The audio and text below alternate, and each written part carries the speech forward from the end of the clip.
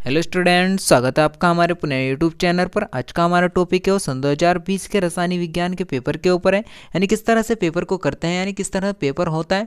आज हम इस वीडियो में उसको समझेंगे, यानी किस तरह से हम पेपर को करते हैं। आज मैं आपको ऐसी ट्रिक बताऊंगा कि आप उस ट्रिक से पेपर को करेंगे तो आपके एक नंबर भी आपका बिल्कुल भी कटेगा नहीं। तो चलिए दोस्तों, हम वीडियो शुरू करते हैं, यानी इसी के हल को हम करते हैं, यानी किस तरह से पेपर होता है हम उसको समझते हैं। इस तरह से हमें जो है ना, पहला प्रश्न है, इस तरह से पहला प्रश्न दिया हुआ होगा, यानी इस तरह से पहले प्रश्न में कह रहा होगा, यानी इस प्रश्न के प्रत्येक खंड में चार विकल्प दिए गए हैं, यानी सही विकल्प चुनकर अपनी पुस्तिका में लिखिए। यानी इस तरह से हमें इसमें पेपर दिया होगा, यानी इसके हम जो है ना पहले उसको समझते हैं।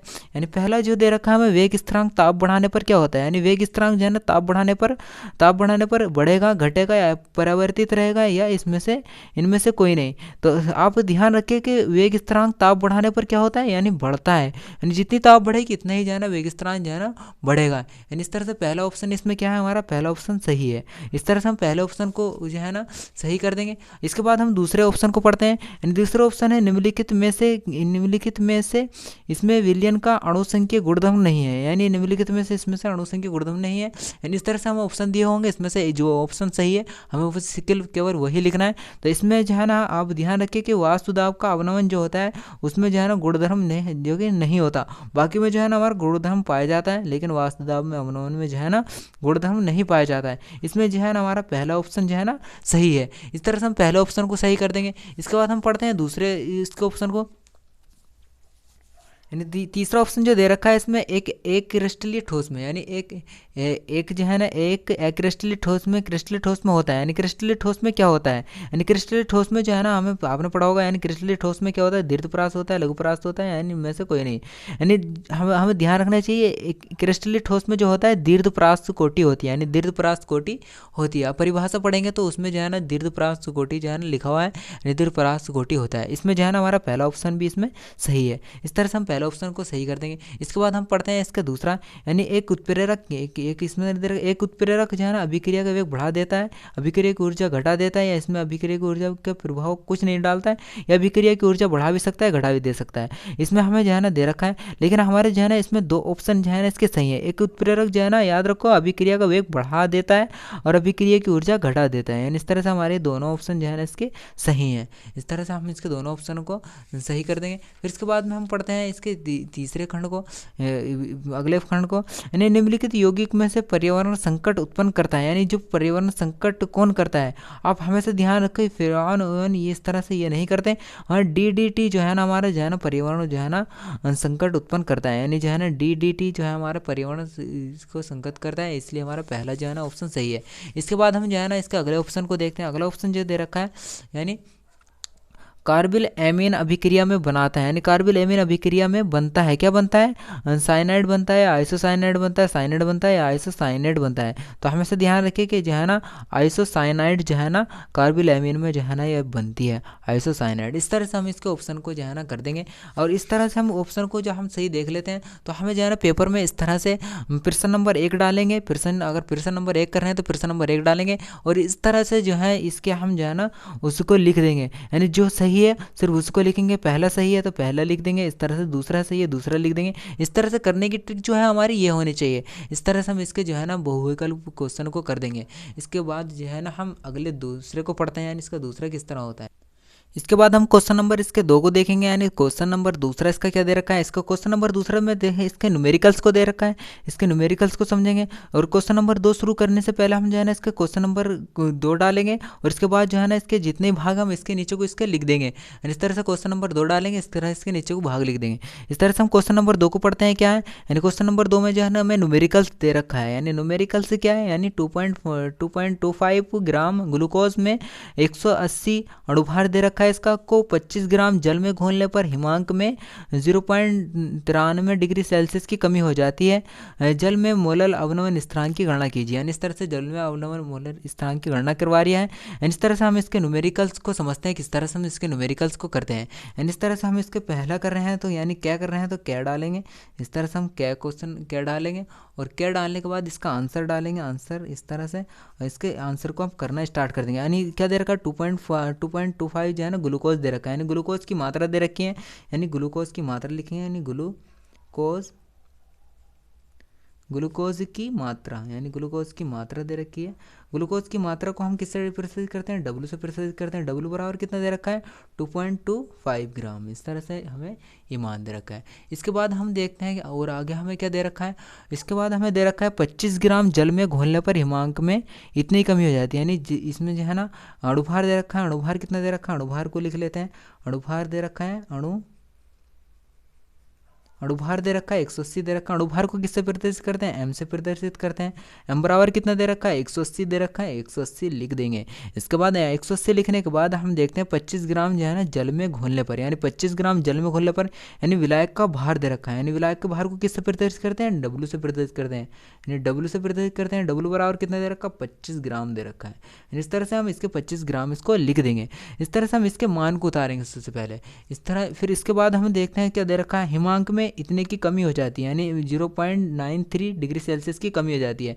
यानी क्या है, हिमांक में अवनमन, यानी क्या दे रखा है, हिमांक में अवनमन, यानी हिमांक में अवनमन, हिमांक में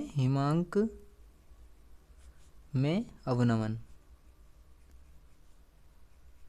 हिमांक में अवनमन क्या दे रखा है, यानी इस हिमांक में अवनमन को किससे प्रदर्शित करते हैं, डेल्टा टी एफ से हम इसे प्रदर्शित करते हैं। यानी डेल्टा टी एफ बराबर कितना दे रखा है, 0.93 डिग्री सेल्सियस। इसको केल्विन में लिख देंगे, यानी 0.93 केल्विन। इस तरह से हम इसके जो है ना लिख देंगे। इतना लिखने के बाद हम इसमें देखते हैं इसमें निकलवा क्या रखा है। यानी जो इसमें निकलवा रहा है अवनमन स्थिरांक की गणना कीजिए। यानी अवनमन स्थिरांक क्या होता है, के एफ होता है। यानी के एफ बराबर क्या, इसमें के एफ जो है ना निकलवा रही है, यानी के एफ बराबर क्या। इस तरह से हम इसके सारे मान लिख देंगे। यानी इस तरह सारे मान लिखने के बाद हम इसको हल करते हैं। यानी इस तरह सारे मान लिखने के बाद हम इसके सूत्र को लिख देंगे। यानी के एफ बराबर क्या होता है, यानी के एफ बराबर जो होता है हमारा एम गुणा डेल्टा टी एफ गुणा डब्लू अपॉन 1000 गुणा डब्लू। इस तरह से हमारा सूत्र होता है। यानी इस तरह से हमारा सूत्र होता है, तो हम इसे हल करते हैं। यानी इसमें सूत्र में जो है ना हम सूत्र लिखने के बाद इसमें सूत्र में जो है हम इसके मान को रख देंगे। यानी के एफ बराबर जो होता है हमारा के एफ बराबर, यानी एम का मान कितना दे रखा है, एम का मान हमें निकाल 180 दे रखा है, 180 हम इसमें मान रख देंगे। इसके बाद डेल्टा टी एफ का मान कितना दे रखा है, डेल्टा टी एफ का मान दे रखा है 0.93। फिर इसके बाद डब्लू का मान कितना दे रखा है, डब्लू का मान दे रखा है 25। यानी इस तरह से हम 25 लिख देंगे। इतना करने के बाद हम इसके नीचे वाले सूत्र को रखते हैं, यानी 1000 गुणा डब्लू का मान कितना दे रखा है, डब्लू का मान हमने दे रखा है 2.25। यानी इस तरह से डब्लू का मान ये दे रखा हमारा, यानी 2.25, यानी 2.25।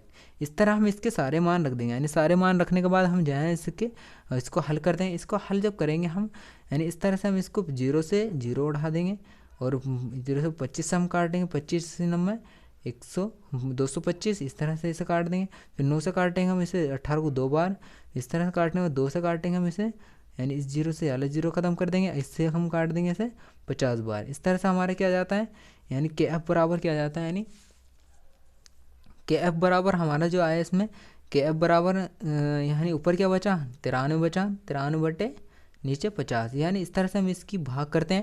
यानी के एफ बराबर क्या आ जाता है हमारा, के एफ बराबर जो आंसर आगा हमारा के एफ बराबर यानी 1.86। इस तरह से हमारा ये आंसर आ जाएगा, केल्विन किलोग्राम मोल। इस तरह से हम इसके आंसर को इसको ला देंगे। यानी इस तरह से हम इसके मान को निकाल देंगे। इस तरह से आप इसके सारे मान लिखने के बाद, यानी सारे मान उतारने के बाद फिर इस तरह से इसके सूत्र को लिखेंगे। सूत्र लिखने के बाद इसको जो है ना हल कर देंगे। इस तरह से हम इसके जो है ना न्यूमेरिकल्स को कर देंगे। इसके बाद हम इसके अगले क्वेश्चन को देखते हैं। इसका अगला क्वेश्चन किस तरह का है, यानी एक सेल में निम्नलिखित अभिक्रिया होती है। इस तरह से इसकी अभिक्रिया दे रखी है। सेल का इतने केल्विन ताप पर ई सेल का मान दे रखा है 0.236 वोल्ट। सेल की मानक गिब्स ऊर्जा ज्ञात कीजिए। यानी इसमें गिब्स ऊर्जा निकलवा रही है। यानी इसमें गिब्स ऊर्जा को हम निकालेंगे। इसको समझते हैं किस तरह से हम इसको करेंगे।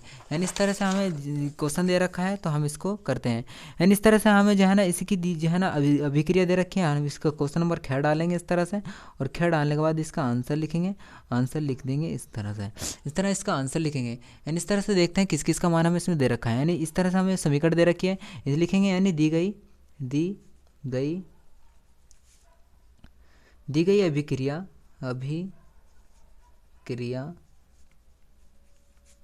दी गई अभिक्रिया की दो अर्ध अभिक्रिया, यानी दो अर्ध अभिक्रिया, अर्ध अभिक्रिया, अभिक्रिया निम्न है, यानी इस तरह से हम इसकी दो गई अभिक्रिया की जो है ना निम्न है, यानी इसकी दी गई अभिक्रिया जो है ना, दी गई अभिक्रिया की दो अर्ध अभिक्रिया जो है ना निम्न है। यानी इस तरह से जो हमें ये अभिक्रिया दे रखी है, इसकी हम दो अभिक्रिया बना देंगे। यानी पहले दे रखी है 2Fe, यानी 2Fe यानी 2Fe प्लस के 3 जो दे रखी है हमारी जो है, इसमें जो है Fe कितनी दे रखी है, यानी 2Fe2, इस तरह से हमें ये दे रखी है। तो इसमें जो है ना हम इलेक्ट्रॉन कितने देखते हैं, इसमें इलेक्ट्रॉन जो है ना 2 हैं, इसमें इलेक्ट्रॉन कितने देखे, इसमें 2 हैं, तो इलेक्ट्रॉन जो है ना 2, इस तरह से इलेक्ट्रॉन 2 कर देंगे। इसके बाद हम इसकी दूसरी देखते हैं, यानी 2I है यहाँ, 2I माइनस, और इसके बाद जो है ना 2I2, यानी इस तरह से I2, इसमें कितना इलेक्ट्रॉन है, 2 है, तो इस तरह से हमारे 2 इलेक्ट्रॉन की बढ़ोतरी इसमें हो गई। यानी इस तरह से हम इसमें हम देखते हैं, इसमें n का मान निकल जाता है, इसमें n का मान इलेक्ट्रॉन कितने निकले, इसमें 2, यानी n बराबर 2 निकल गया। n बराबर 2 निकल के इसमें ई सेल का मान दे रखा है, ई सेल का मान कितना दे रखा है, 0.236, यानी ई सेल बराबर कितना दे रखा है, 0.236 जो है ना हमें इसमें दे रखा है, ये वोल्ट होता है। इसके बाद हम इसका जो है ना फैराडे है, फैराडे बराबर कितना होता है, यानी F बराबर होता है 96,500 होता है, यानी 96,500 होता है। इसके बाद हम इसके जो है ना सारे मान लिखने के बाद हम इसके जो है ना सूत्र को लिखेंगे, यानी गिब्स ऊर्जा बराबर क्या होता है, यानी गिब्स ऊर्जा बराबर होता है, यानी डेल्टा G 0 बराबर होता है माइनस के NF ई सेल, ये जो है ना हमारा इसका सूत्र होता है। और इसके सूत्र रखने के बाद, इस सूत्र लिखने के बाद हम इसके जो है ना मान को रख देंगे। n का मान कितना दे रखा था, निकला था हमारा 2 निकला था, और f का मान कितना है 96,500, यानी 96,500 जो है ना f का मान है। ई सेल का मान कितना है 0.236। इस तरह से हम इसके मान को लिखने के बाद इसकी जो है ना गुणा भाग करेंगे। गुणा भाग करने के बाद हमारे जो है ना इसमें आंसर आ जाता है, यानी डेल्टा G गिब्स ऊर्जा बराबर क्या आ जाएगा, माइनस के 400, इस तरह से ये हमारा मान आ जाएगा, यानी जूल मोल यूनिवर्स। इस तरह से हम इसके मान को लिख देंगे, यानी इस तरह से हम गुणा करेंगे तो इसका जो है ना आंसर ही आ जाएगा। अगर इसमें हम किलोग्राम में लिखते हैं, यानी गिब्स ऊर्जा बराबर किलोग्राम में लिखेंगे, 1000 से भाग कर देंगे, यानी क्या आ जाएगा माइनस के, यानी 1000 से भाग करेंगे, पॉइंट लगाएंगे 3 संख्या बाद 1 2 3, यानी 5.5, इस तरह से, यानी किलो जूल। इस तरह से हम इसी के जो है ना जूल मोल यूनिवर्स, इस तरह से हम इसी के मान को गिब्स ऊर्जा को हम निकाल देंगे। इस तरह से मान हम निकाल देंगे। इस तरह मान निकालने के बाद आप इसको अच्छी तरह समझ लें। इस तरह से इसका स्क्रीनशॉट ले लें, जो बहुत इंपॉर्टेंट क्वेश्चन है, पेपर में तुमने देखा है आए हुए भी है 2020 के। इस तरह से हम इसके पेपर को हम इसको कर देंगे। इसके बाद हम इसके जो है ना अगले क्वेश्चन को देखते हैं। अगला क्वेश्चन क्या दे रखा है इसमें, अगला क्वेश्चन दे रखा है क्या का एंजाइम उत्प्रेरक के अभिलक्षण लिखे, यानी एंजाइम उत्प्रेरक के अभिलक्षण लिखे, यानी एंजाइम की हमें परिभाषा इसमें लिखनी है। तो हम इसकी परिभाषा को ही समझ लेते हैं। इसकी परिभाषा किस तरह की होती है, ये हमारी इसकी एंजाइम उत्प्रेरक की जो है ना परिभाषा है। यानी एंजाइम उत्प्रेरक के अभिलक्षण जो है क्या है, यानी एंजाइम मुख्य प्रोटीन में होते हैं, यानी जो एंजाइम जो होते हैं मुख्य जो किस में होते हैं, प्रोटीन में होते हैं, जो सभी पेड़ पौधों में एवं जीव जंतुओं में पाया जाता है, यानी जो सभी जीव जंतु और पेड़ पौधों में पाया जाता है, तथा इसमें होने वाले विभिन्न जैव रासायनिक अभिक्रिया को उत्प्रेरक कहते हैं, यानी इसमें उत्प्रेरक कहते हैं। एंजाइम में प्रोटीन भाग में धातु आयन जैसे Zn+, Mg+, Ca+2, Na+, K+ आदि आयन पाए जाते हैं, और यदि इन आयनों के आधार पर कार्बनिक आयन जुड़ा होता है तो इसे एंजाइम कहते हैं। इस तरह से हम इसकी डेफिनेशन को, यानी इस तरह से अभिलक्षण को इसको लिख देंगे। इसके बाद हम इसके जो है ना उदाहरण को लिख देंगे, यानी जैसे सुक्रोज से जो है ना, सुक्रोज से इन्वर्टेशन की उपस्थिति में ग्लूकोज प्लस फ्रुक्टोज जो है ना हमारा बनता है। स्टार्च में जो है ना एंजाइम की यानी ग्लूकोज बनता है। प्रोटीन की हम जो क्रिया करते हैं पेंडिस की उपस्थिति में एमिनो अम्ल बनता है। यूरिया की जो है हम करते हैं यानी यूरिएच की उपस्थिति में Ca+NH3 जो है ना हमारा बनता है। यानी इस तरह से हम इसकी जो है ना परिभाषा को इसके लिख देंगे। आप इसके स्क्रीनशॉट ले लें और इसको अच्छी तरह से तैयार कर लें। ये जो है ना बहुत इंपॉर्टेंट मोस्ट क्वेश्चन है। और इसके बाद हम जो है ना इसके अगले क्वेश्चन को देखते हैं। यानी अगला क्वेश्चन जो दे रखा है इसमें जीनोन एवं फ्लोरोन के मध्य अभिक्रिया के रासायनिक समीकरण को लिखिए। यानी जीनोन तथा फ्लोरोन के मध्य जो है ना जो रासायनिक समीकरण है हम उसको लिखेंगे इसमें। यानी किस तरह की इसकी रासायनिक समीकरण होती है उसको हम देखते हैं। यानी जीनोन तथा फ्लोरोन के बीच की तो इस तरह के हम इसमें जो है ना क्वेश्चन नंबर कौन सा है हमारा, ये क्वेश्चन नंबर घ है। यानी इस तरह से हम क्वेश्चन नंबर घ डालेंगे। क्वेश्चन नंबर घ डालने के बाद इसके जो है ना हम जीनोन यानी जी जो होता है हमारे ZE इस किस तरह से इसकी अभिक्रिया होती है जीनोन तथा फ्लोरोन के बीच में। यानी ZE फ्लोरोन ZE जीनोन और प्लस FE F जो है ना फ्लोरोन हो गया, F2 फ्लोरोन हो गया। यानी इस तरह से हम इसकी जो है ना उच्च दाब पर करेंगे। यानी उच्च दाब की उपस्थिति में और जो है ना Hg यानी मरकरी की जो है ना उच्च दाब पर उच्च वाष्प पर जब हम इसमें उच्च वाष्प तो हमें क्या मिलता है Xe यानी Xe F2 यानी इस तरह से हमें क्या मिलता है यानी जीनोन डाई फ्लोराइड मिलता है। यानी क्या मिलता है हमारे जीनोन डाई फ्लोराइड यानी जीनोन डाई फ्लोराइड जो है ना हमें मिलता है। इसकी एक रासायनिक समीकरण इस तरह की हो गई। यानी 1/1 की थी है। अब हम इसकी 1/2 की देखते हैं। यानी दूसरी अभिक्रिया देखते हैं। यानी Z यानी 1/3 की हम देखते हैं। यानी ZE फ्लोरोन यानी जीनोन प्लस फ्लोरोन यानी 3 फ्लोरोन M2F2 यानी इसमें जो है ना 400 डिग्री सेल्सियस पर हम जो है ना इसको करते हैं तो हमें क्या मिलता है ZeF6। इस तरह से हम इसकी जो है ना हम इसकी दो अभिक्रियाएं आप इसमें से दोनों में से कोई सी एक लिख देनी है। तो दोस्तों वीडियो अच्छी लगी तो लाइक करें, कमेंट्स करें और अगली वीडियो में हम जो है ना इसके अगले क्वेश्चनों को करेंगे। यानी अब अगली वीडियो को जो है ना मिस ना करें। आप हमारे अगर चैनल पर नए हैं तो चैनल को सब्सक्राइब करके बेल आइकन की घंटी दबा दें।